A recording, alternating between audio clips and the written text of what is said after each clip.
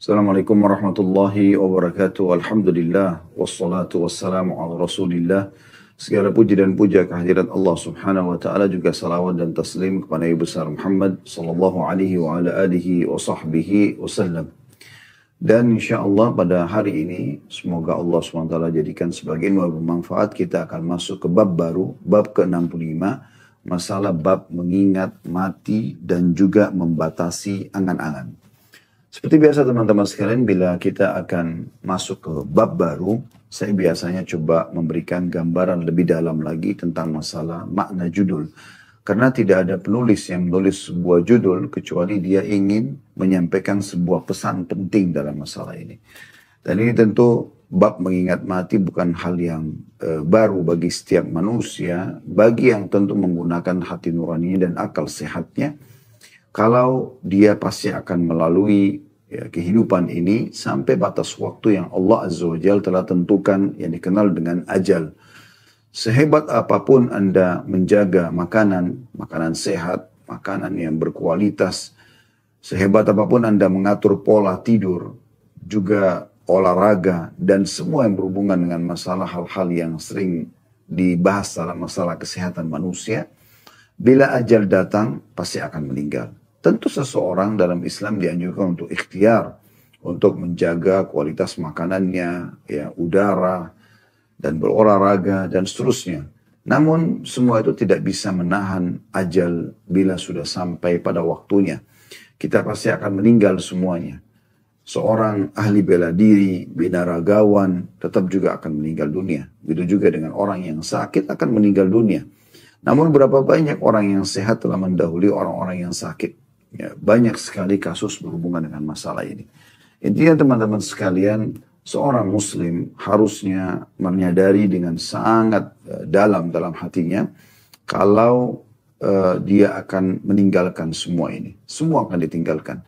Sebuah wasiat Jibril alaihissalam pada saat datang kepada Nabi SAW dan mengatakan, "Ya Muhammad, ahbib man syi'ta fa innaka mufariquh." Wahai Muhammad, cintai siapa saja yang kau inginkan, toh juga kau akan berpisah. Wa ish ma syi'ta fa innaka mayyitun. Dan hiduplah sesukamu, toh juga kau akan mati. Ya, pasti.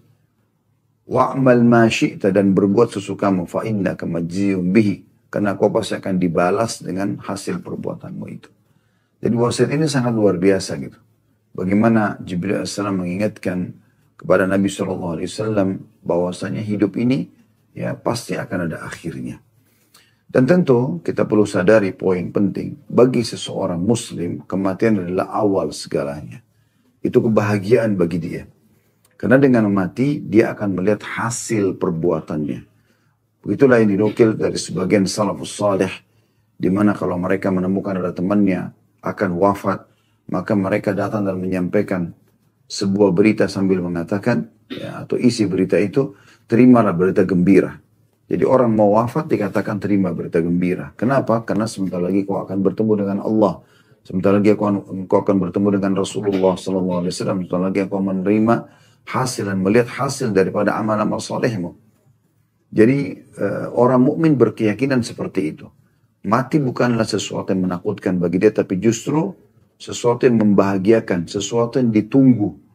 Dan agar melahirkan perasaan itu, tentu kita harus menjalankan hadis Nabi SAW pada saat ditanya oleh beberapa sahabat, "Manil mu'minina akyas?" Siapa orang mukmin yang paling cerdas? Maka beliau mengatakan, mereka yang paling banyak mengingat kematian dan punya persiapan setelah kematian tersebut. Jadi kalau kita tahu kita akan meninggal dunia, kita akan wafat dan kembali kepada Sang Pencipta Allah Subhanahu wa taala, di saat itu kita akan selalu punya persiapan yang akan kita bawa ke sana. Ingat, yang akan kita bawa ke sana ya adalah amal-amal kita, amal-amal saleh. Oleh karena itu jangan pernah berpikir amal saleh itu Allah membutuhkannya. Ini pemahaman yang harus diperbaiki juga, karena banyak orang sholat asal selesai sholat saja. Yang penting sudah store kewajiban. Seakan-akan Allah membutuhkan. Ini keliru. Allah Subhanahu wa taala sama sekali tidak butuh dengan amal saleh kita. Allah tidak membutuhkannya. Dalam sebuah hadis Bukhari, Dan hadis qudsi Nabi SAW menyampaikan atau bersabda, Allah Subhanahu wa taala berfirman, "Wahai hamba-hambaku, sesungguhnya amal-amal yang aku perintahkan kepada kalian adalah aku buatkan untuk kalian dan aku akan kembalikan untuk kalian pula." Jadi Allah tidak butuh sebenarnya. Allah membuat semua ini agar kita lebih banyak mendapatkan rahmat dari Allah Subhanahu wa taala, lebih banyak mendapatkan derajat-derajat yang tinggi di surga, ya. Jadi memang agar kita bisa selamat dari api neraka yang Allah ancamkan bagi orang yang kufur dan membangkang. Jadi sebenarnya kalau seseorang menyadari dia akan meninggal dunia lalu kemudian dia punya persiapan, dalam arti kata semua yang dia kerjakan dia yakin dia akan terima nanti di akhirat sana, tentu dia akan menyambut kematian dengan gembira.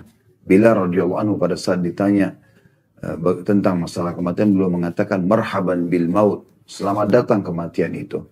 Karena beliau memang sudah merasa diri punya persiapan untuk itu. Setiap hari dalam kehidupan dia yang diisi adalah ketaatan kepada Allah Subhanahu wa taala, atau bahasa sederhananya adalah takwa. Takwa artinya patuh kepada Allah, mengerjakan semua perintah tanpa memilah antara wajib dan juga sunnah. Sunnah pun dikerjakan. Begitu juga meninggalkan semua yang dilarang, baik itu haram ataupun makruh. Maka makin kental kita ya memperhatikan poin ini, maka makin ya tinggi tingkat ketakwaan kita. Maka ini akan makin banyak persiapan yang kita akan bawa menuju ke akhirat sana. Dan seorang mukmin wajib punya keyakinan dalam hatinya dan dalam kehidupannya bahwasanya janji Allah benar. Kalau kita sudah mengerjakan sebuah perintah, apapun itu sifatnya, sholat, puasa, haji, umrah, berdoa, berzikir, bersedekah, apa saja. Kalau kita sudah kerjakan sesuai dengan syarat dan tuntunan dari Allah Subhanahu wa taala, maka pasti akan diterima dan akan kita terima balasannya. Begitu juga kalau ada orang-orang yang membangkang, ya, ada orang yang kufur, ada orang yang bermaksiat kepada Allah Subhanahu wa taala dan tidak taubat, maka jangan pernah ragu mereka akan dihukum oleh Sang Pencipta Allah, karena janji Allah tidak akan mungkin salah. Ya, kalau seandainya ada orang yang justru bermaksiat kepada Allah dan melimpah nikmat kepadanya, maka kemungkinan ada dua hal.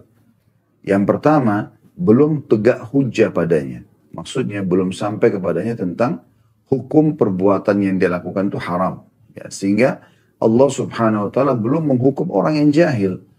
Atau yang kedua, memang dia adalah tadarruj, tahapan siksaan.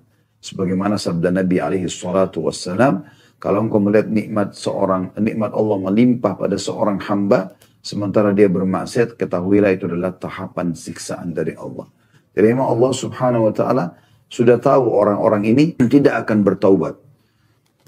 Kita kalau lihat kisah umat-umat sebelum kita yang Allah Subhanahu wa taala binasakan mereka, kaumnya Nabi Syuaib, ya, kaumnya Nabi Saleh, kaumnya Nabi Musa, ya, Fir'aun di sini kita maksudkan. Kemudian kaumnya Nabi Ibrahim, Namrud tentunya kita maksudkan, karena tidak semua kaumnya kufur. Kemudian juga kaumnya Nabi Lut. Ini banyak sekali yang Allah Subhanahu wa taala ya hukum yang kufur di antara mereka, dan sebelum Allah datangkan siksa yang merata, maka Allah limpahkan nikmat di akhir-akhir hari mereka. 2, 3 hari, 4, 5 hari, sepekan sebelum ya datang siksaan tersebut, Allah sehatkan badan mereka, Allah gembirakan hati mereka, Allah perbanyak ternak mereka, hasil panen mereka, sehingga mereka makin lalai. Ini tahapan tadarruj namanya. Sehingga pada saat datang kepada mereka siksa tersebut, mereka dalam kondisi lalai. Ini bukan karena Allah berbuat zalim, tapi Allah sebagai pencipta sudah mengetahui orang-orang ini telah sampai hujjah kepada mereka, telah sampai kepada mereka dakwah, tapi mereka menolaknya. Jadi hati-hati teman-teman sekalian. Bagi orang yang belum tahu hukum, maka dia kemungkinan masih ada di ranah aman karena belum sampai padanya hujjah. Tetapi kalau sudah sampai kepada Anda, seseorang yang memberikan peringatan, apakah itu lisan ataupun tulisan, sampai kepada tentang hukum perbuatan yang Anda lakukan, ya, maka itu berarti sudah tegak hujjah pada Anda, dan bisa saja hukuman Allah Subhanahu wa taala datang kepada setiap orang di antara kita. Selalu rindu kematian teman-teman sekalian, karena dia sesuatu yang menggembirakan bagi orang beriman. Itu dijelaskan dalam firman Allah Subhanahu wa taala, ya. Bagi orang-orang yang beriman dan istiqamah di atas kebaikan-kebaikan, maka malaikat-malaikat akan turun pada saat mereka ya, akan wafat atau meninggal dunia dan menyampaikan agar mereka jangan sedih dan juga jangan takut. Ya. Disampaikan berita gembira, maka mereka bergembira pada saat akan meninggal dunia.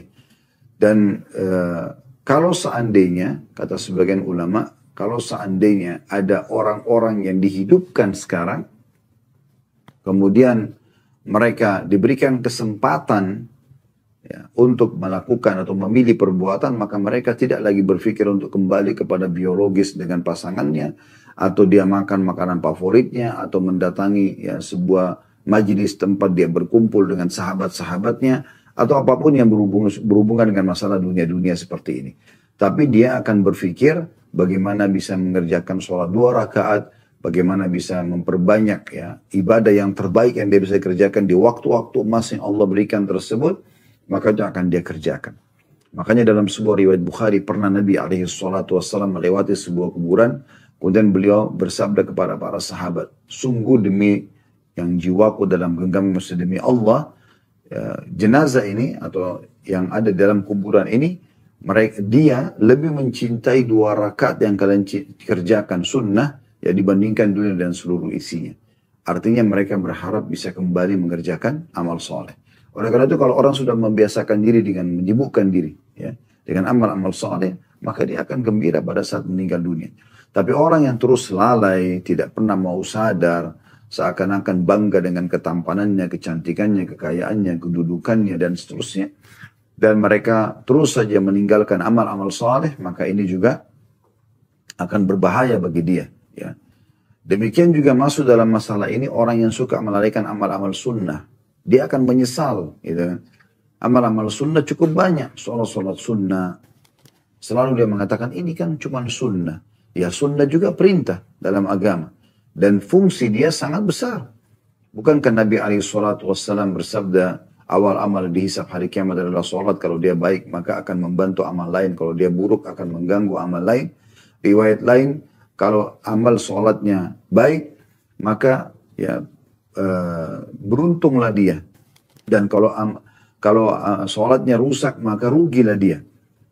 Lalu kata Allah Subhanahu wa taala kepada para malaikat, kalau sholatnya pada saat ditimbang yang wajib itu kurang, coba cek ya sholat sunnahnya. Kalau ditemukan maka digunakan untuk melengkapkan ya sholat wajibnya yang punya kekurangan. Kemudian kata Nabi SAW, dan itu berlaku pada seluruh amal yang lainnya. Artinya puasa Ramadan akan dibantu dengan puasa-puasa sunnah, zakat akan dibantu dengan sedekah, haji akan dibantu dengan umroh. Ya. Semua ini akan membantu satu sama yang lain. Begitu juga dengan hadis yang masyhur yang kata Nabi SAW dalam hadis qudsi, Allah Subhanahu wa taala berfirman, la yazalu 'abdun yataqarrabu ilayya bin nawafil hatta uhibbuh. Ya, seseorang hamba terus mendekatkan diri kepadaku dengan amal-amal sunnah sampai aku mencintainya. Ya, jadi mendatangkan cinta Allah Subhanahu wa taala. Ya. Jadi memang manfaatnya besar. Oleh karena itu jangan selalu dianggap ini kan sunnah. Zikir pagi petang dibengkalikan, baca Al-Quran, ya, tilawah dalam bacaan seharian juga dibengkalikan. Atau mungkin bakti pada orang tua yang dia bisa lakukan dengan sangat mudah di masa kita sekarang ini dengan cara ya misalnya telepon, WA, ya, mengirimkan hadiah-hadiah, transportasi sangat mudah untuk menyampaikan di kota yang orang tua kita berada, atau di kampung, atau di desa, ataupun bahkan lintas negara. Kita sekarang di masa ini bisa semuanya ya berbakti dengan sangat lebih mudah ya, atau sangat mudah. Seperti sekarang kalau ada orang puasa misalnya di satu negara, orang tua kita misalnya ada di Amerika, kita lagi di Indonesia. Sangat mudah di saat sekarang kita bisa masuk di website restoran-restoran yang mungkin kita pun mau cari restoran halal ada. Kemudian kita kirimkan buka puasa ke rumah mereka. Ya, di waktu mereka di sana. Dan kita tinggal transfer online, semuanya bisa. Lintas negara pun bisa. Mendapatkan pahala buka puasa pun bisa. Ya. Orang di negara-negara lain pun bisa, tinggal kita punya link kepada website yayasan-yayasan sosial di sana misalnya, maka sangat mudah gitu kan.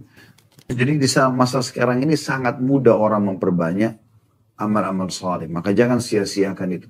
Di atas ranjang sebelum tidur pun dengan online kita bisa bersedekah kepada 1000 orang fakir. kepada 1.000 orang janda, 1.000 anak yatim. Kita bisa menyebarkan Al-Quran, kita bisa menggali sumur, kita bisa banyak mengerjakan amal-amal soleh yang nanti bermanfaat buat kita. Ingat teman-teman sekalian, jangan pernah perhitungan di jalan Allah, ya, agar Allah pun tidak perhitungan dengan kita, dan pasti itu semua maslahatnya kembali kepada kita sendiri. Oleh karena itu kesempatan emas, mumpung masih hidup, perbanyak amal soleh. Karena kalau mati sudah datang akan terjadi penyesalan. Ada sebuah riwayat dihasankan oleh At-Tabarani. Riwayat ini unik ya, menurut saya dalam arti kata unik sini positif ya, dan harusnya menjadi pegangan setiap orang beriman. Ya, kurang lebih makna hadisnya kata Nabi SAW, sesungguhnya orang beriman itu walaupun masuk ke dalam surga, dia tetap akan menyesali waktu-waktu di dunia yang sempat dia tidak berzikir kepada Allah. Dalam arti kata, sudah masuk ke dalam surga pun, kalau ada waktu-waktu yang sempat kita sia-siakan sebagai orang beriman, itu akan ada penyesalan. Ya. Tetap kita menyesal. Coba dulu waktu saya duduk nongkrong sama teman-teman saya itu, saya baca Quran aja ya, atau saya berzikir aja ya. Coba dulu orang miskin yang sempat lewat minta itu saya tidak luputkan, tetap saya berikan kepada dia. Coba dulu pada saat Allah masih berikan kesempatan orang tua saya hidup, saya coba berbakti sama mereka. Coba dulu saudari saya yang janda itu saya coba yang penuhi kebutuhannya. Saya membiayai ya tante-tante saya, paman dan ponakan-ponakan. Coba dulu gitu. Tapi sudah qadar Allah. Ya. Semestinya hadis seperti ini kita dapat bocorannya. Ini terjadi nanti di surga. Walaupun dia bersyukur kepada Allah SWT karena sudah masuk surga, tapi ada penyesalan dia. Kenapa di saat dunia dulu Allah berikan dia kesempatan justru dia tidak maksimalkan dalam beribadah kepada Allah Subhanahu wa taala.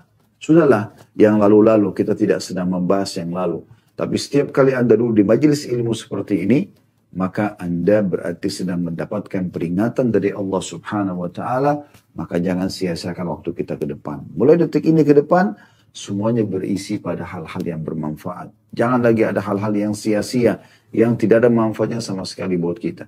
Yang mubah saja mungkin bisa membuat seseorang masih menyesal. Apalagi kalau terjerumus pada hal-hal yang haram gitu ya. Baik, kita akan masuk teman-teman sekalian ke bab kita, bab mengingat mati ini dan membatasi angan-angan. Maksudnya membatasi angan-angan yang berhubungan dengan masalah dunia.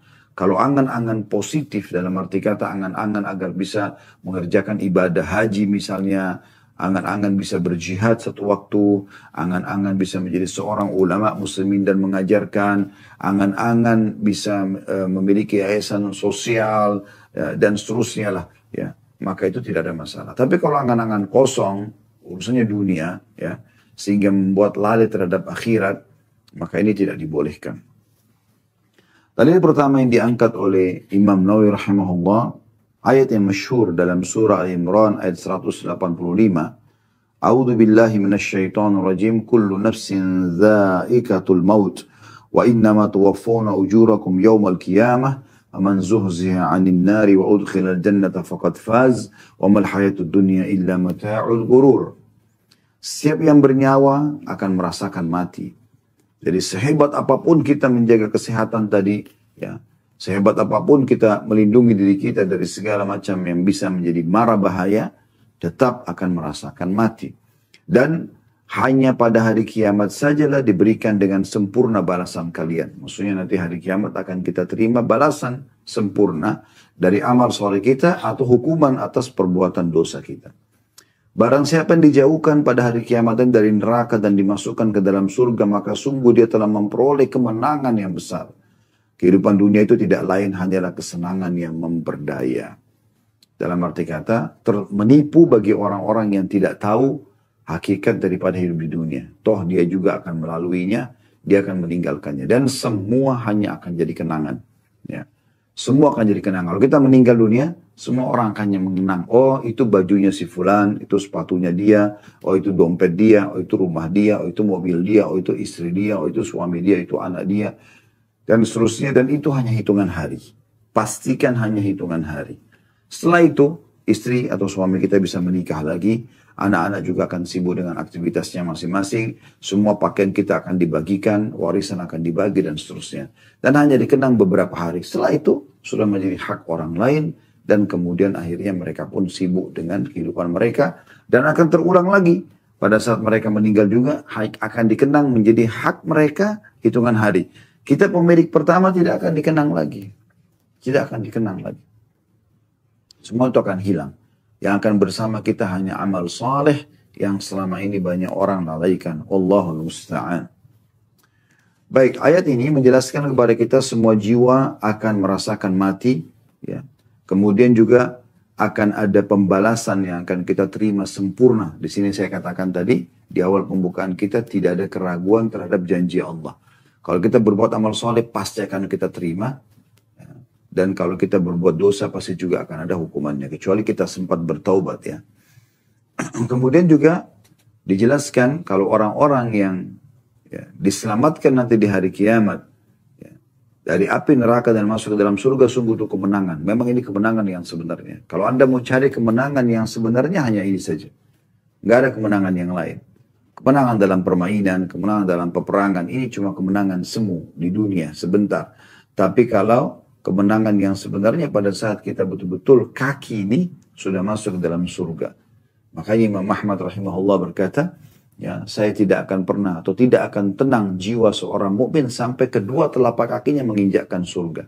Karena dijamin kalau orang sudah masuk ke dalam surga tidak akan dikeluarkan lagi untuk menuju ke neraka. Beda kalau orang masuk neraka ada kemungkinan dia keluar ke surga bila dia memang ditolong oleh Allah Subhanahu wa taala, karena ada syafaat dari Allah atau karena memang ya, syafaat orang-orang beriman ataupun misalnya memang karena dosanya sudah dibersihkan sehingga sisa amal solehnya saja akan membawa dia masuk ke dalam surga. Ya, tapi kalau di surga, orang kalau sudah masuk tidak akan pernah keluar lagi. Maka target kita itu. Ini kemenangan yang sebenarnya. Dan kemudian yang terakhir pesan Allah Subhanahu wa taala adalah bahwa dunia ini hanyalah kehidupan yang memperdaya atau kesenangan yang memperdaya. Artinya semua akan semu. Ya, misalnya kita rasakan makanan enak nih. Lezat sekali. Habis itu selesai. Ya. Lewat makanan itu, ukuran sepertiga jari telunjuk kita ini ada garis-garisnya. Ketenggorokan kita sudah tidak kita tahu lagi.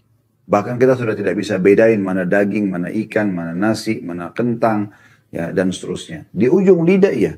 Model di depan mata kita sudah makan iya. Tapi kalau sudah lewat, maka sudah selesai urusannya. Ya. Maka semu sebenarnya. Semu. Pakaian kita pakai nih. Setelah kita pakai, beberapa waktu kita akan merasa, oh ini tadinya model tren, sekarang sudah mulai berkurang. Atau paling tidak pada saat dia sobek, atau dia rusak, dia laku, atau kita meninggal dunia. Maka semua juga akan ketinggalan. Seperti itu.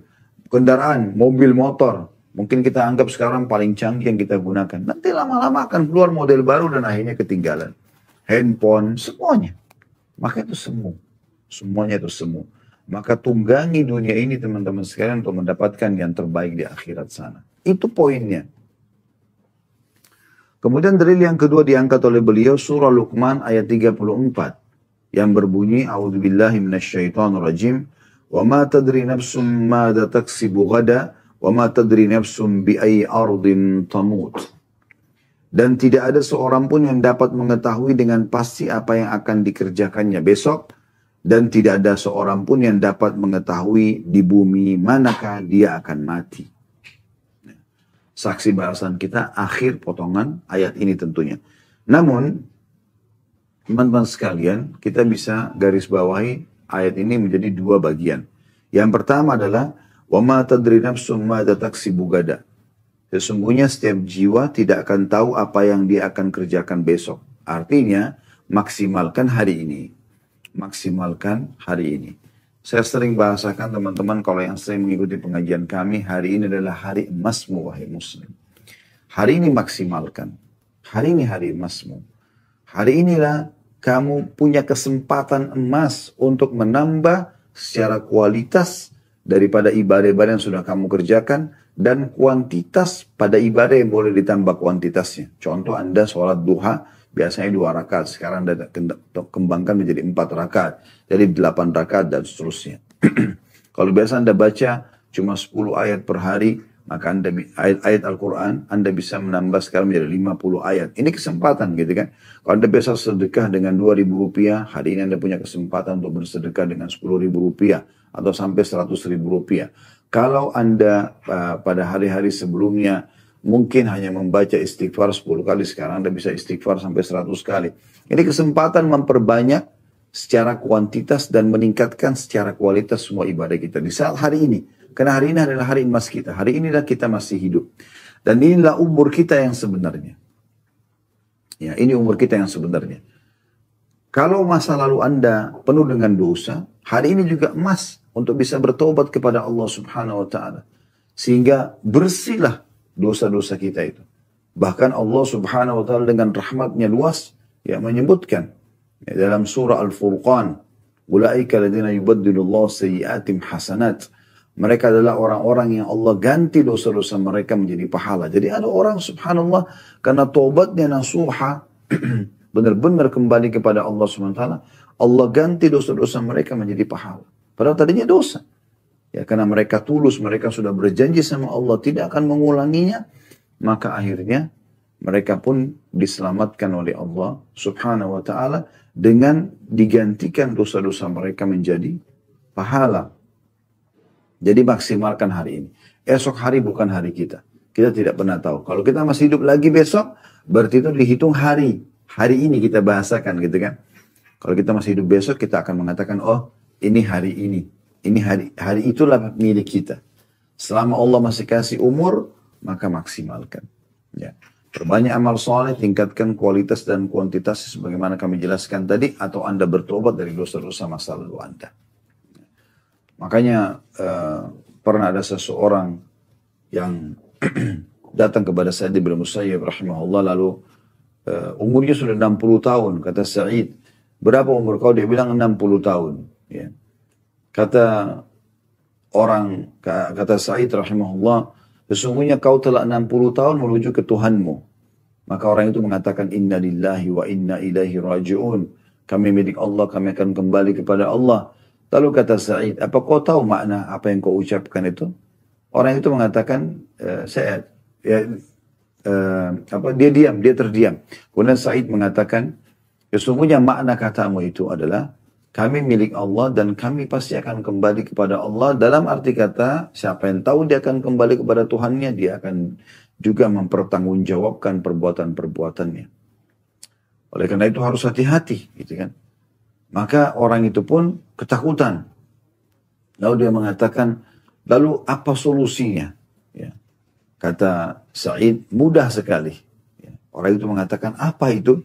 Dia mengatakan, engkau memperbaiki apa yang tersisa, tobat dari dosa-dosa, dan coba beramal soleh dari sisa umurmu ini, maka Allah akan terima itu dan Allah akan maafkan masa lalumu. Tapi kalau kau masih diberikan umur sekarang lalu kamu sia-siakan, kamu berbuat dosa tetap saja dalam keadaan kesalahan, ya, maka nanti kau akan dihukum oleh Allah dengan apa yang kau baru lakukan dan juga akan diikut sertakan apa yang telah kau lakukan di masa lalu. Ya, jadi memang segera bertobat kepada Allah Subhanahu wa taala. Kemudian yang kedua dari ayat ini adalah potongan ayatnya, wa ma tadri nafsun bi ayyi ardin tamut, dan setiap jiwa tidak pernah tahu di mana dia akan meninggal dunia. Dalam sebuah hadis disebutkan, kata Nabi SAW, bila Allah ingin merenggut nyawa seorang hamba di satu lokasi, maka Allah akan buat dia punya hajat di sana. Berapa banyak orang subhanallah tidak ada tujuannya dari Jakarta ke Surabaya. Ternyata di Surabaya memang ajalnya akan datang. Ya. Atau dia pergi dari negaranya ke satu negara yang lain misalnya. Maka direnggutlah nyawanya, kemudian meninggal dunia di sana. Seperti itulah. Maka kita tidak pernah tahu kita akan meninggal di mana. Maka Allah Subhanahu wa taala menunjukkan kemahakuasaannya di sini, pasti jiwa itu akan meninggal di tempat yang sudah Allah Subhanahu wa taala tentukan, ya. Kemudian dalil yang ketiga yang diangkat oleh beliau, firman Allah Subhanahu wa taala dalam surah An-Nahl ayat 61. A'udzu billahi minasyaitonir rajim. فَإِذَا جَاءَ أَجَلُهُمْ لَا يَسْتَأْخِرُونَ سَاعَةً وَلَا يَسْتَقْدِمُونَ. Maka apabila ajal mereka tiba, maka tidak akan dapat meminta penundaan atau percepatan sesaat pun. Jadi kalau sudah datang detik itu, di tempat itu, kita akan meninggal dunia. Makanya saya selalu terinspirasi dengan kisah seorang salafus saleh yang bernama Abdullah pada saat anaknya wafat dibunuh orang. Kemudian datanglah seseorang yang menyampaikan kepada dia berita tentang masalah wafat anaknya itu. Maka dia pun dengan sangat tenang merespon. Pada saat orang bawa berita itu mengatakan, wahai Abdullah, anakmu mati dibunuh orang. Maka dia lagi ngunyah makanan, dia dengan tenang, ya, tetap saja dia dia memberhentikan kunyahan makanannya dengan sangat tenang, lalu dia mengatakan innalillahi wa inna ilaihi rajiun, lalu dia kembali mengunyah makanannya. Yang bawa informasi penasaran sambil mengatakan, wahai Abdullah, anakmu baru mati dibunuh orang. Tetap dia melakukan hal yang sama sampai 3 kali. Maka kemudian orang itu penasaran mengatakan, bagaimana bisa kau tetap makan? Tenang makan, sementara saya lihat depan mata saya sendiri anakmu ditusuk oleh orang. Mati, terbunuh. Mungkin pikiran orang yang bawa berita ini, dia akan panik, dia akan mencari siapa pembunuhnya lalu membalas dendam. Itu pikiran normalnya manusia yang tidak mengikuti atau tidak mengikuti kehidupan dia ini dengan keimanan atau menyelimuti kehidupannya dengan keimanan. Maka Abdullah mengatakan, duduklah. Sesungguhnya anak saya mati, dia mengatakan bukan karena ditusuk oleh orang, tapi karena ajalnya sudah datang. Ini keyakinan seorang muslim. Ya. Jadi kalaupun tidak ditusuk di saat itu, dia akan mati juga di saat itu, di tempat itu. Kalaupun dia naik pesawat dan meledak pesawatnya misalnya. Kalaupun tidak meledak, di detik itu dia juga akan mati. Ajalnya akan datang. Kalaupun tidak tenggelam di lautan, di detik itu dia akan meninggal juga. Seperti itulah kurang lebih gambarannya. Jadi seseorang muslim harus yakin gitu, bahwasanya ajal kalau datang pasti akan tepat waktu, ya, tepat sasaran dan tidak akan pernah terlambat sesaat pun. Beberapa hari lalu subhanallah, salah satu saudara kandung saya sempat mengirim di grup keluarga sebuah cuplikan. Ya, dan saya sendiri sempat membuka di Facebook, entah siapa yang buat, tapi di situ tentang orang yang meninggal tiba-tiba gitu, untuk membuat kesadaran. Cuma cuplikan biasa saja sebenarnya, tapi ada orang yang di lokasi tempat fitness tiba-tiba jatuh dengan badannya yang kekar. Ada orang yang di acara perkawinan, tiba-tiba jatuh dan meninggal dunia di tempat. Ya, ada orang yang lagi jalan ngobrol tiba-tiba meninggal dunia dan sekian banyak gitu. Ya, ada anak kecil yang lagi bermain kemudian tiba-tiba saja tanpa sebab tiba-tiba jatuh kemudian meninggal dunia. Begitulah kalau ajal datang. Oleh karena itu harus hati-hati sekali. Setiap langkah kita melangkah, setiap tatapan mata kita pun, setiap jaman tangan kita, di setiap detik itu bisa malaikat maut datang dan mencabut nyawa kita. Oleh karena itu harus hati-hati teman-teman sekalian. Jangan selalu lalai, jangan selalu menganggap remeh. Mengatakan, oh ini masih belum, saya masih muda. Belum masuk ke ruangan ICU, rambut saya belum putih, jenggot saya belum putih, badan saya, kulit saya belum keriput. Ini semua ya godaan-godaan syaitan yang membuat kita lalai. Berapa banyak orang yang meninggal masih muda, bahkan masih anak-anak bisa meninggal. Ya, oleh karena itu harus hati-hati. Apalagi kalau orang yang sudah mencapai umur-umur yang sudah memang mendekati ajal itu, seperti mendekati 60 tahun misalnya. Karena kata Nabi SAW, umur umatku antara 60 sampai 70. Berarti sudah masuk di peringatan Nabi SAW. Kalau di umur ini pun masih lalai, ya masih terus bermaksiat kepada Allah, ini luar biasa. Sudah menjelang sampai ke ajalnya. Gitu kan. Maka harus hati-hati. Walaupun bisa saja dia lebih daripada itu. Tapi itu sudah bonus kalau ada lebih daripada 70 tahun. Karena Nabi SAW mengatakan itu. 60 sampai 70. Dan sangat sedikit ya, yang melewatin itu. Kemudian selanjutnya dalil yang keempat beliau angkat adalah surah Al-Munafiqun ayat 9 sampai ayat 11. Ini menggambarkan tentang penyesalan ya orang-orang yang menyanyiakan tidak berbuat amal soleh semasa hidupnya. Nanti pada saat malaikat maut datang baru dia nyesel. Ya. Walaupun digambarkan dalam ayat-ayat ini tentang masalah sedekah. Tapi ditarik oleh para ulama secara umum amal soleh yang akan disesali bagi orang yang selalu melalaikannya. Firman Allah SWT berbunyi dari ayat 9 sampai ayat 11 Al-Munafiqun. A'udzu billahi minasyaitonir rajim. Ya ayyuhalladzina amanu la tulhikum amwalukum wala auladukum an dzikrillah wa man yaf'al dzalika fa ulaika humul khasirun wa anfiqu mimma razaqnakum min qabli an ya'ti ahadakumul maut fa yaqula rabbi laula akhartani ila ajalin qaribin fa asaddaqa wa akum minas salihin wa la yuakhirallahu nafsan idza jaa ajaluha wallahu khabirun bima ta'malun. Wahai orang-orang beriman, artinya akan tersentuh orang yang ada iman dalam hatinya. Karena Allah memanggil mereka.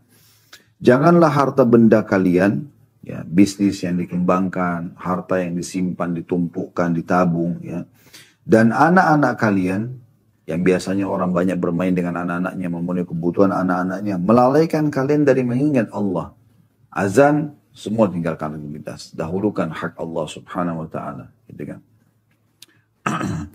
Dan barang siapa yang berbuat demikian, maka mereka adalah orang-orang yang rugi. Siapa yang sampai membuat meetingnya, sampai meninggalkan sholat, urusan dunianya sampai akhirnya meninggalkan urusan akhiratnya, anak-anaknya karena permintaan yang mendesak dari anak-anak, sehingga dia lalai dari Allah subhanahu wa ta'ala, mencari pendapatan-pendapatan haram misalnya, maka mereka adalah orang-orang yang rugi. Rugi dunia, rugi akhirat. Ya.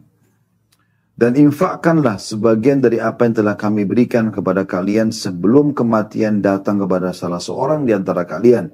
Lalu pada saat itu, dia menyesal. Ya.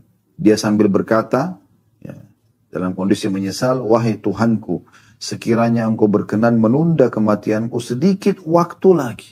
Berikan aku beberapa menit saja. Untuk apa? Untuk makan lagi makanan favorit, untuk kumpul lagi dengan pasangan, dengan anak-anak, untuk meeting lagi bisnisnya. Bukan. Agar aku dapat bersedekah. Dan aku termasuk orang-orang yang saleh. Dan Allah tidak akan menunda kematian seseorang apabila waktu kematian telah datang. Dan Allah maha teliti terhadap apa yang kalian kerjakan. Ya.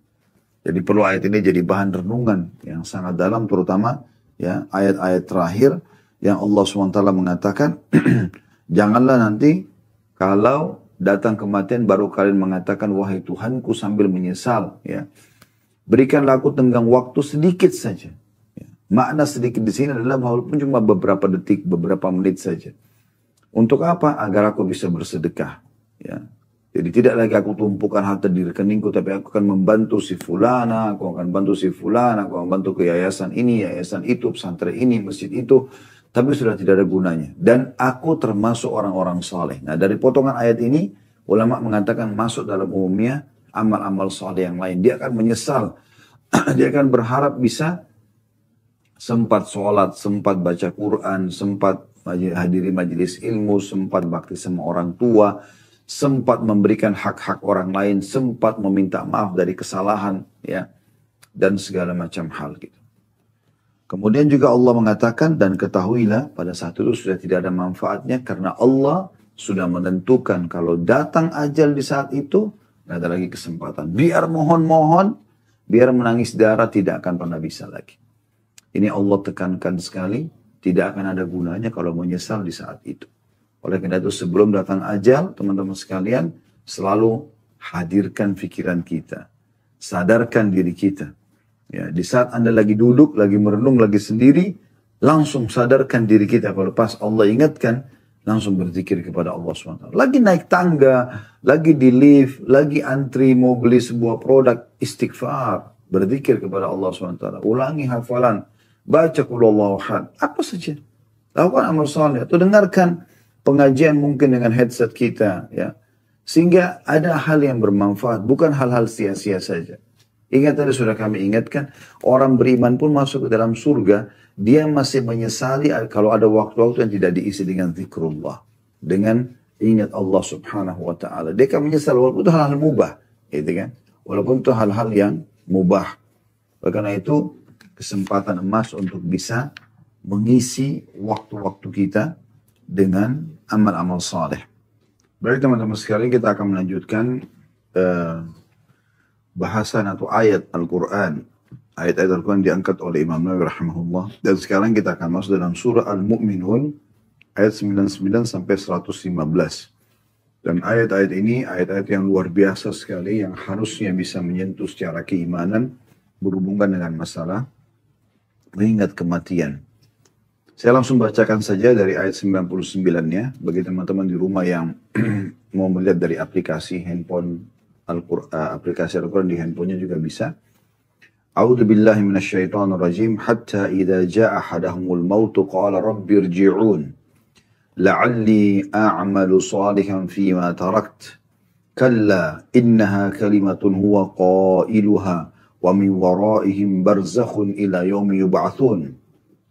فإذا نفخ في السور فلا أنساب بينهم يومئذ ولا يتساءلون ومن ثقلت موازينه فأولئك هم المفلحون ومن خفت موازينه فأولئك الذين خسروا أنفسهم في جهنم خالدون تلفح وجوههم النار وهم فيها كالحون ألم تكن آياتي تتلى عليكم فكنتم بها تكذبون قالوا ربنا غلبت علينا شقوتنا وكنا قوما ضالين ربنا أخرجنا منها فإن عدنا فإنا ظالمون قال اخسأوا فيها ولا تكلمون إنه كان فريق من عبادي يقولون ربنا آمنا فاغفر لنا وارحمنا وأنت خير الراحمين فاتخذتموهم سخريا حتى أنسوكم ذكري وكنتم منهم تضحكون إني جزيتهم اليوم بما صبروا أنهم هم الفائزون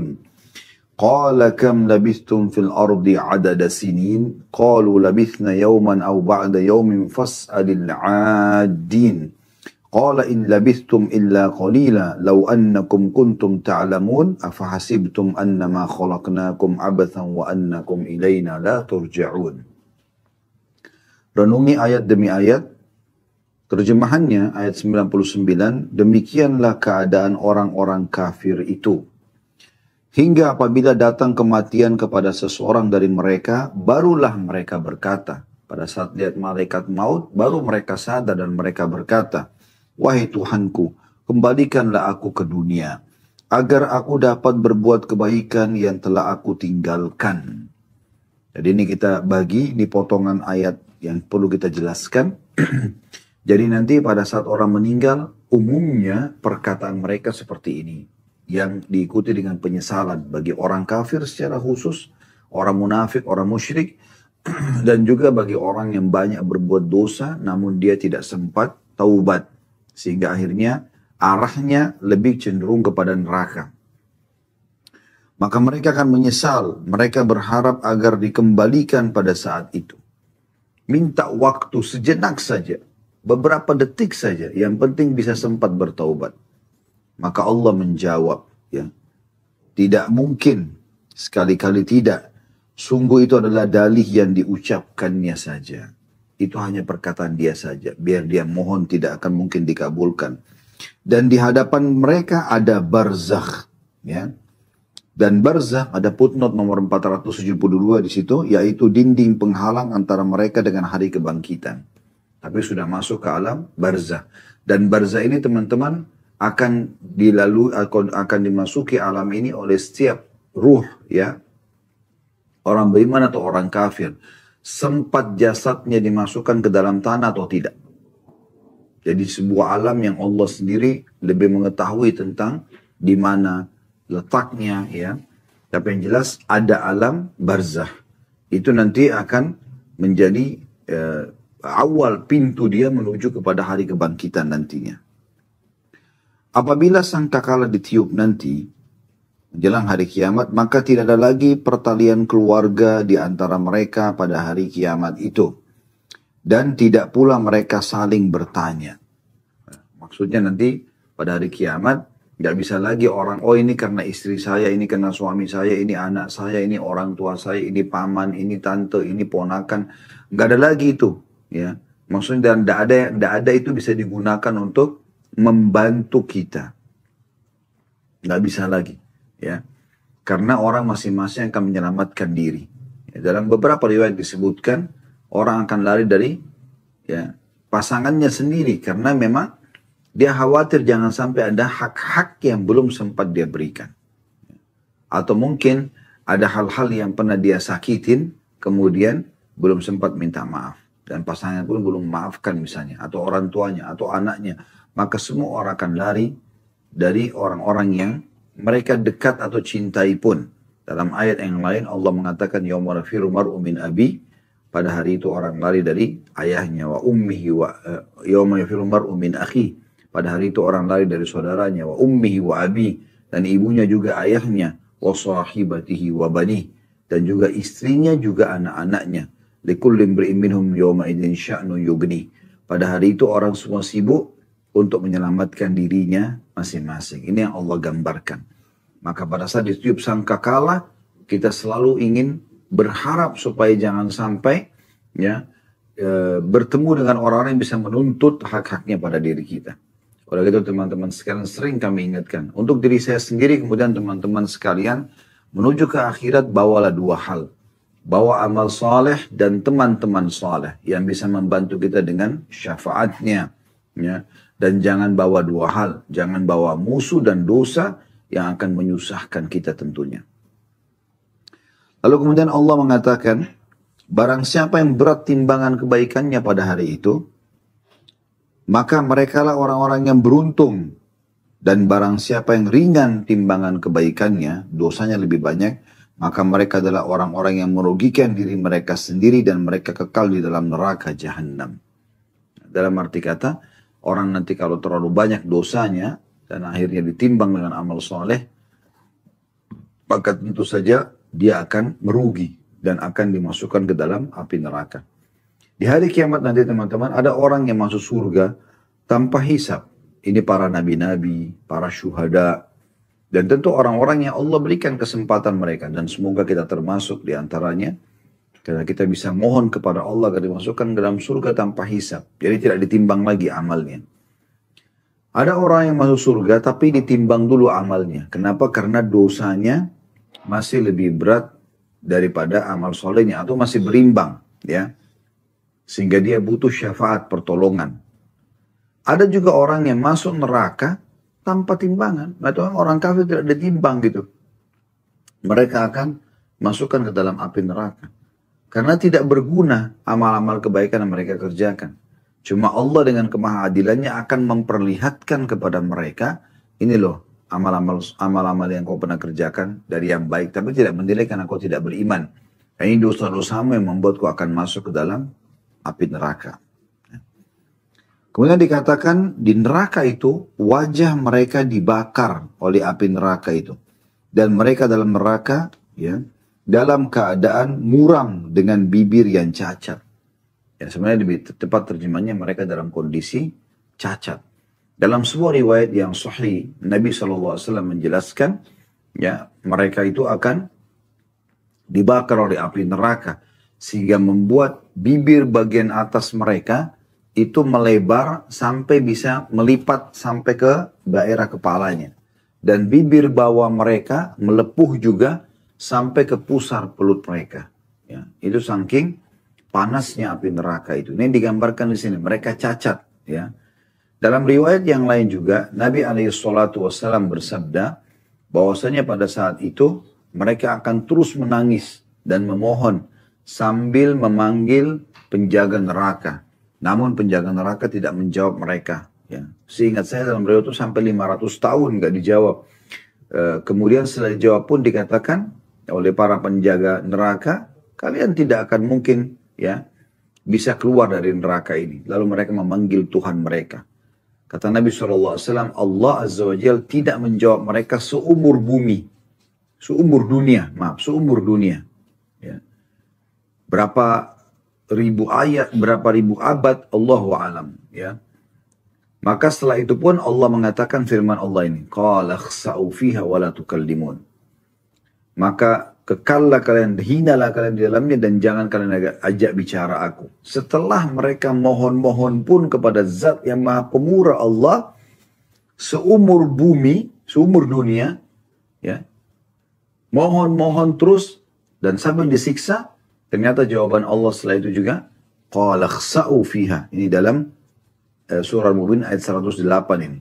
Allah mengatakan, terhinalah kalian di dalamnya, wala tukallimun, jangan pernah kalian bicara denganku. Maka pada saat itu kata Nabi SAW, mereka pun ya, menangis, ya, pengganti air mata adalah darah. Dan ketahuilah air mata mereka menjadi seperti sebuah lautan yang luas yang kalau seandainya kapal-kapal akan diraungkan di atasnya maka akan bisa, ya, berjalan. Jadi ini yang dimaksud mereka cacat dan juga mereka akan, ya, dihinakan oleh Allah Subhanahu wa taala di dalam neraka itu sendiri. Lalu Allah mengatakan, sebabnya adalah, bukankah ayat-ayatku telah dibacakan kepada kalian, tapi kalian selalu mendustakannya? Ya. Dalam arti kata, sudah sampai kepada kalian, ya, firman-firmanku. Ya, jadi tidak ada hujah, tidak ada orang kalau sudah tegak padanya hujat, sudah sampai kepadanya informasi, maka mereka akan tidak bisa membantah Allah Subhanahu wa taala pada hari kiamat. Tidak akan pernah bisa negosiasi, gitu kan? Karena telah sampai kepada, dan subhanallah di masa kita sekarang bisa kita katakan tidak ada orang yang tidak sampai hujah kepada mereka. Karena media sangat luar biasa. Para ulama, para da'i dengan luar biasa gencarnya menyampaikan tentang agama Allah Subhanahu wa taala, tentang halal haramnya. Bahkan seringkali Allah jadikan beberapa tragedi, tanda kutip di sini, agar orang mengetahui tentang Islam itu, ya. Orang jadi tahu tentang Al-Quran, orang tahu tentang umat Islam. Ya, banyaknya masjid yang dibangun di sana sini, dikumandangkan azan, umat Islam berpuasa. Satu dunia sekarang tahu kalau Ramadan umat Islam itu berpuasa dengan adanya media misalnya. Ya, kemudian Al-Quran ditilawakan dengan berbagai macam terjemahan, berbagai macam bahasa terjemahannya. Jadi semua sudah sampai kepada mereka sebenarnya informasi, tinggal mereka mau pelajari atau tidak, gitu. Maka Allah mengatakan itu, bukankah ayat-ayatku telah dibacakan, namun kalian tetap mendustakannya? Maka mereka berkata, wahai Tuhan kami telah dikuasai oleh kejahatan kami. Ini syikwah, ya. Galabat alaina syikwatuna, ya Allah, kami telah dikuasai oleh kejahatan atau hawa nafsu kami, ya. Dan kami, ya, termasuk orang-orang yang sesat. Jadi mereka akui pada saat itu, iya sih, waktu itu memang ya Allah, ya saya memang yang lalai, saya memang yang begini dan begitu. Dia akui, gitu kan. Namun pada saat mereka bilang, setelah mengakui kami telah dikuasai oleh kejahatan kami dan kami orang-orang yang sesat, wahai Tuhan kami, keluarkanlah kami dari neraka ini dan kembalikan kami ke dunia. Maka jika kami masih juga kembali kepada kekafiran atau kemaksiatan, sungguh kami adalah orang-orang yang zalim. Tapi apa jawaban Allah? Allah mengatakan, tinggallah, ya, tinggallah dengan hina di dalamnya, maksudnya di neraka. Dan janganlah kalian berbicara denganku. Ini sudah saya jelaskan tadi. Ada sabda Nabi SAW begitu, yang menyampaikan. Mereka memanggil Tuhan mereka Allah. Allah tidak menjawab mereka seumur, ya, dunia ini. Setelah itu pun Allah menjawab dengan firman Allah ini. Qala khsa'u fiha wa la tukallimun. Ya. Tinggallah kalian dalam kondisi hina di dalamnya dan jangan kalian berbicara denganku. Sampai akhirnya mereka menangis, pengganti air mata, darah yang keluar. Gitu kan. Karena penyesalan yang luar biasa. Gitu. Sungguh ada segolongan dari hamba-hambaku, ya kata Allah SWT, di dunia, berkata sambil berdoa, hai Tuhan kami telah beriman dan ampunilah kami dan berilah kami rahmat. Engkau adalah pemberi rahmat yang terbaik. Lalu kalian, wahai orang-orang kafir, menjadikan mereka sebagai buah ejekan. Ya. Sehingga kesibukan kalian mengejek mereka menjadikan kalian lupa mengingat aku. Dan kalian selalu menertawakan mereka. Maksudnya menertawakan orang-orang beriman. Ya, jadi kalau sekarang ada da'i, ada ustadz, ada kiai, ada ulama menyampaikan, jangan diolok-olok. Ya, terima nasihat itu. Karena jangan sampai nanti menyesal malah di akhirat. Ya. Telah sampai kepada kalian itu semuanya. Tapi kalian banyak mengolok-oloknya, menertawakan. So alim lah, inilah, itulah, garis keras lah, atau apa saja. Yang istilah-istilah yang digunakan sehingga akhirnya melalaikan dirinya sendiri, sibuk dengan ejekan-ejekan itu. Di masa kita sekarang banyak sekali orang seperti itu. Sibuk dari ejekan ini kepada ejekan ini. Kepada dai ini, kepada ulama ini. Sibuk terus mencari kesalahan-kesalahan dan kekurangan mereka. Sehingga akhirnya dia sendiri terlalaikan. Ini Allah katakan di sini, saya ulangi. Jadi ada di dunia hamba-hambaku yang berdoa. Orang-orang beriman ini berdoa, wahai Tuhan kami telah beriman, maka ampunilah kami dan berikanlah kami rahmat. Engkau adalah pemberi rahmat yang terbaik. Lalu kalian, ya, wahai orang-orang yang sibuk mengejek-ngejek ini, menjadikan mereka sebagai buah ejekan. Sehingga kesibukan kalian mengejek mereka menjadikan kalian lupa mengingat aku, kata Allah. Jadi dia sendiri sedang membengkalikan dirinya. Dan kalian selalu menertawakan orang-orang beriman itu. Sungguh pada hari ini, kata Allah, di hari kiamat, aku memberi balasan kepada orang-orang beriman itu, pada mereka, karena kesabaran mereka, sungguh mereka itu adalah orang-orang yang memperoleh kemenangan. Ya. Allah kemudian bertanya kepada orang-orang kafir itu, berapa tahun lamakah kalian tinggal di bumi? Maka mereka menjawab, kami tinggal di bumi sehari atau setengah hari saja. Maka tanyakanlah kepada mereka yang menghitung. Ya. Maksudnya mereka sendiri merasa 60 tahun, 70 tahun itu seperti satu hari atau setengah hari saja.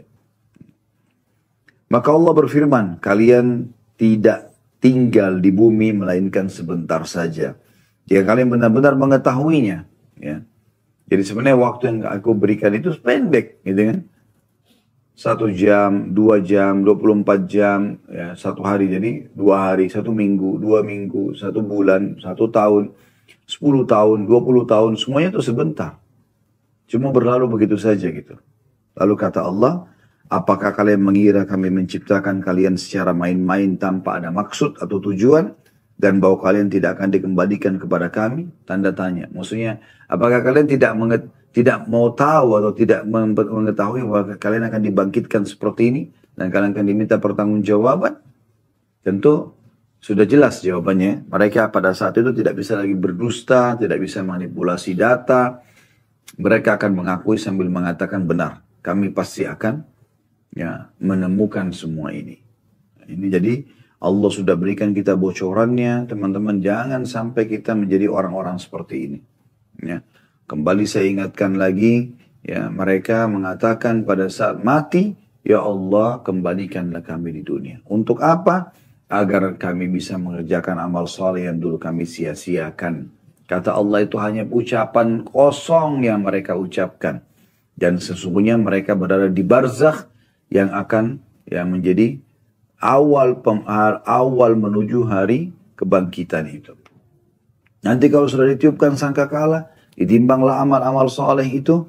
Siapa yang berat amal solehnya dia akan selamat. Siapa yang ringan amal solehnya atau berat amal buruknya, maka akan masuk ke neraka. Lalu kata Allah SWT, pada saat itu mereka akan cacat di neraka. Wa na'udzubillah. Dan Allah mengatakan, bukankah telah sampai kepada kalian ayat-ayatku, ya, dan kalian terus mendustakannya. Dan dulu, ya, maka mereka mengatakan sesungguhnya hawa nafsu kami, kejahatan kami mengalahkan kami. Gitu. Kalau engkau keluarkan kami dari dunia ini dan kami tetap berbuat salah, maka kami termasuk orang-orang zalim. Maka Allah mengatakan, tinggallah dalam kondisi hina. Kalian tidak akan mungkin bisa keluar dan jangan bicara sama aku. Sesungguhnya dulu di dunia ada hamba-hambaku yang berdoa, beriman. Kalian lihat depan mata kalian. Azan mereka ke masjid, pengajian mereka ramaikan. Mereka selalu sibuk dengan mengingatkan, menyeru pada kebaikan, melawan dari kemungkaran, membaca Al-Quran, bakti sama orang tuanya, sibuk dengan pesantren, masjid, dan seterusnya. Kalian tahu itu. Tapi kalian jadikan mereka sebagai bahan ejekan. Dan bahan ejekan kalian itu membuat kalian lalai dari aku, kata Allah. Maka hari ini aku balas mereka dengan keselamatan. Lalu kata Allah Subhanahu wa ta'ala, berapa lama kalian hidup di dunia? Ditanya orang-orang yang lalai atau orang kafir ini. Mereka bilang cuma sehari atau 2 hari saja. Kata Allah, memang kalian akan sebentar sekali ya hidup di dunia itu. Apakah kalian mengira kalian kami ciptakan sia-sia saja, tanpa akan kembali kepada kami? Maka pertanyaan ini sudah tidak butuh jawaban lagi, karena mereka semua sudah tahu memang pasti akan seperti ini keadaannya, akan kembali kepada Allah Subhanahu wa ta'ala. Ayat terakhir yang diangkat oleh Imam Nawawi rahimahullah, dan kita tutup juga bahasan kita dengan ini. Insya Allah pertemuan akan datang kita akan masuk di hadis pertama ya dalam bahasan kita. Yaitu dalam surah Al-Hadid ayat 16. A'udzu billahi minasyaitonir rajim. Alam ya'ni lil ladzina amanu an takhsha qulubuhum li dzikrillahi wa ma nazala minal haqq وَمَا نَزَلَ مِنَ الْحَقِّ وَلَا يَكُونُ كَالَّذِينَ أُوتُوا الْكِتَابَ مِنْ قَبْلُ فَطَالَ عَلَيْهِمُ الْأَمَدُ فَقَسَتْ قُلُوبُهُمْ وَكَثِيرٌ مِنْهُمْ فَاسِقُونَ. Belum tibakah waktunya bagi orang-orang yang beriman untuk secara khusyuk, secara khusyuk, tunduk, mengingat Allah dan mematuhi kebenaran yang telah diwahyukan kepada mereka.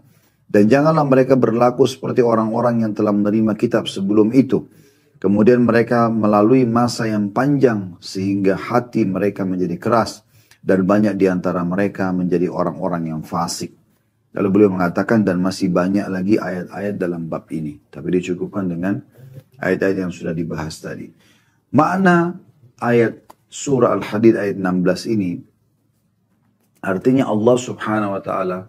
Ya, dan Imam Nawawi memilih ayat ini didatangkan. Setelah tadi kita baca ayat-ayat tentang kematian, Allah berikan peringatan, Allah berikan bocoran tentang apa yang terjadi nanti di akhirat. Beliau mendatangkan ayat ini sangat tepat.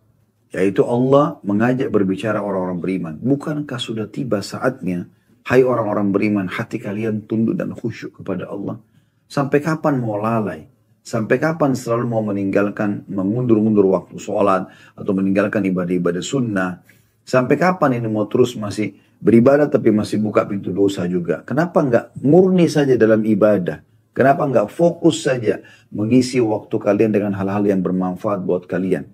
Kenapa? Ya, kata Allah SWT, belum tiba saatnya kan orang-orang beriman itu harusnya hatinya khusyuk mengingat Allah dan juga mematuhi kebenaran yang telah diwahyukan kepada mereka. Kerjakan perintah, tinggalkan larangan, ya. Menikmati yang halal, meninggalkan yang haram. Dan janganlah kalian, kata Allah SWT, seperti orang-orang sebelum kalian yang telah datang kepada mereka Alkitab, Yahudi dan Nasrani. Mereka lalai. Ya. Dengan masa yang panjang, mereka biarkan waktu-waktu mereka berlalu sehingga menjadi keras hati mereka. Selalu mereka tunda nanti aja, besok aja, lusa aja. Terus begitu sehingga hati mereka jadi keras. Jadi mereka anggap remeh nanti. Sholat malam nanti aja deh. Masih bisa besok, masih bisa lusa. Lama-lama karena kesempatan emas selalu ada setiap malam lalai, maka akhirnya Allah buat hatinya keras. Dia tidak mau lagi kerjakan. Sampai ajal datang, sampai meninggal dan menyesal akhir. Dan banyak sekali di antara mereka akhirnya menjadi orang fasik, orang yang jauh dari agama. Karena suka menunda-nunda amal saleh. Ada sebagian ulama menjelaskan salah satu penyebab futur, ya, jauh dari agama atau melemahnya iman, itu bukan hanya kemaksiatan saja. Ini mungkin umum, orang tahu, misalnya dia buat dosa, dia jadi futur, dia jadi jauh dari agama, dia jadi melemah imannya. Ini umum, orang semua tahu. Tapi ada sebab yang lain. Mungkin karena amal-amal saleh yang pernah dia kerjakan, dia tinggalkan. Amal-amal sunnah, biasa sholat duha, biasa sholat tahajud, biasa zikir bagi batang, ada ditinggal. Ini juga penyebab futur ini. Jadi tidak harus dosa. Tapi amal soleh yang sudah dia rutinkan kerjakan, tiba-tiba dia kurangi atau dia hilangkan, maka ini membuat datangnya futur itu sendiri. Atau jauh dari agama Allah subhanahu wa ta'ala. Oleh karena itu kalau kita sudah mengerjakan sebuah perintah, jangan dilalaikan. Terus komitmen jaga. Ya. Ingat, untuk menjadi seorang yang juara, gampang. Tapi untuk menjaga supaya kita selalu juara, nomor satu misalnya, maka ini butuh perjuangan. Oleh karena itu butuh perjuangan dalam istiqamah. Ya. Ingat selalu, saya ingatkan 4 hal ya kiat untuk istiqamah, majlis ilmu. Selalu buat simbol tidak ada hari tanpa ilmu. Yang kedua, amalkan isi ilmu itu. Jangan cuma dengar, sholat duha, sholat malam, sedekah, baca Quran, hafal Quran, bakti orang tua dan seterusnya, tapi tidak diamalkan. Yang ketiga, komunitas. Dan yang keempat, berdoa kepada Allah subhanahu wa ta'ala agar kita bisa selalu istiqomah sampai ajal datang. Ingat, tugas kita semua hanya sampai ajal datang. Saya sebagai suami misalnya, dan semua laki-laki sebagai suami, bertugas sebagai suami memberikan hak istri hanya sampai ajal datang. Dan itu karena Allah subhanahu wa ta'ala. Anda wahai muslimah yang berstatus istri, hanya bertugas sampai ajal Anda datang. Setelah itu Anda tidak punya kewajiban lagi untuk mengurus suami Anda. Jalankan tugas-tugas yang Allah bebankan. Ya, yang Allah wajibkan Anda kerjakan yang merupakan hak suami. Sebagai orang tua, hanya sampai ajal datang. Sebagai anak, hanya sampai ajal datang. Sebagai tetangga, sebagai ya sahabat dan seterusnya. Semuanya sampai ajal datang. Oleh karena itu kita maksimalkan waktu selama ajal itu atau sampai ajal itu datang nanti dengan hal-hal yang baik. Mulai hari ini teman-teman sekalian, jangan tunda lagi untuk menjadi orang yang lebih taat kepada Allah Subhanahu wa taala, karena orang yang taat kepada Allah akan mendapatkan rahmat Allah, kebahagiaan, ketentraman hati dan juga ya keselamatan di akhirat nanti. Mudah-mudahan apa yang kita bahas pada hari ini bermanfaat buat kita semua dan Allah jadikan sebagai tambahan amal untuk kita semua pada hari kiamat. Subhanakallahumma bihamdika asyhadu an la ilaha illa anta astaghfiruka wa atubu ilaik. Wassalamualaikum warahmatullahi wabarakatuh.